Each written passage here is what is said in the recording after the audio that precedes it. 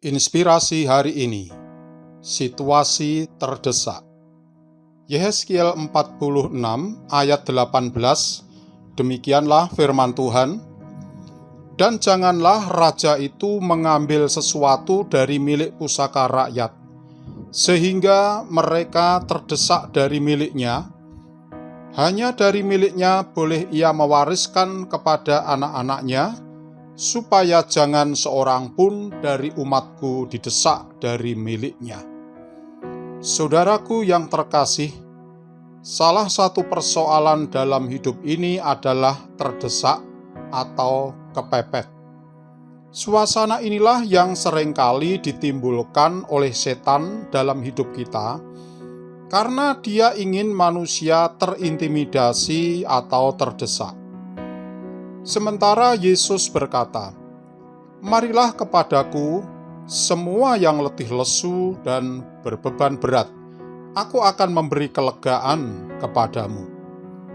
Dari sini kita dapat mengerti bahwa hidup Kristen tidak pernah terdesak, karena di dalam Yesus selalu ada jalan keluar.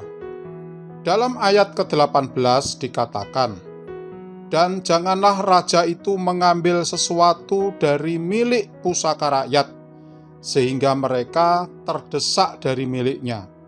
Hanya dari miliknya boleh ia mewariskan kepada anak-anaknya."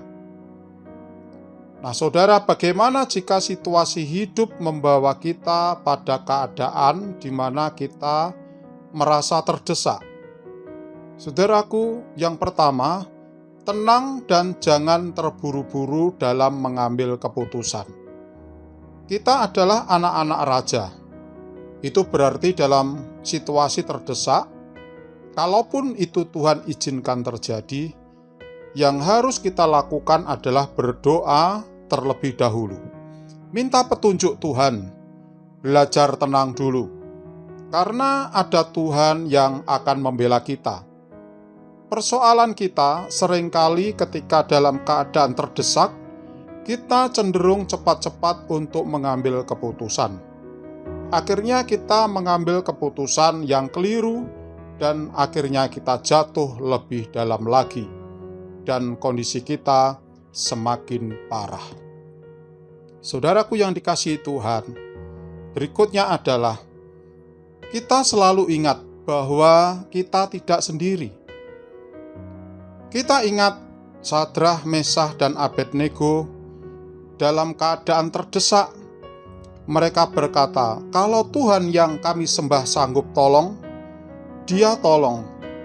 Tetapi jika Tuhan yang kami sembah tidak sanggup tolong, untuk menyembah dewa tuanku raja kami tetap tidak mau."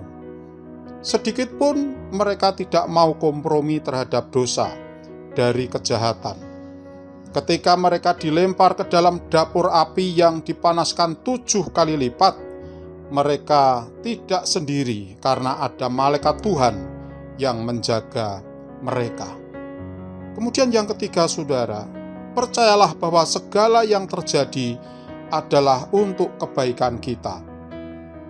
Kembali ketika Daniel dibuang ke gua singa, Daniel dalam situasi terdesak. Tetapi dari gua singa itu, Tuhan mengangkat dia menjadi orang penting di wilayah Babel. Seringkali Tuhan izinkan kita berada dalam situasi-situasi terdesak, bukan untuk kita panik dan bingung, tetapi untuk kita dapat melihat betapa dahsyatnya Allah kita. Musa pernah mengalami situasi terdesak ketika berada di tepi Laut Teberau, dan orang-orang Israel berteriak dengan perkataan untuk memilih pemimpin baru. Dalam keadaan terdesak, Musa mendengar suara Tuhan dan berkata, "Jangan takut, hari ini aku akan menyatakan kemuliaanku. Orang Mesir yang kamu lihat hari ini tidak akan kamu lihat lagi untuk selama-lamanya." Kemudian saudaraku yang keempat, imanilah bahwa yang terbaik pasti terjadi. Justru dalam keadaan terdesak, kita akan melihat Allah tidak akan pernah gagal untuk membela kita, anak-anaknya.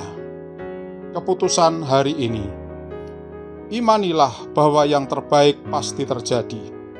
Allah tidak akan pernah gagal untuk membela kita, anak-anaknya. Amin. Tuhan Yesus memberkati.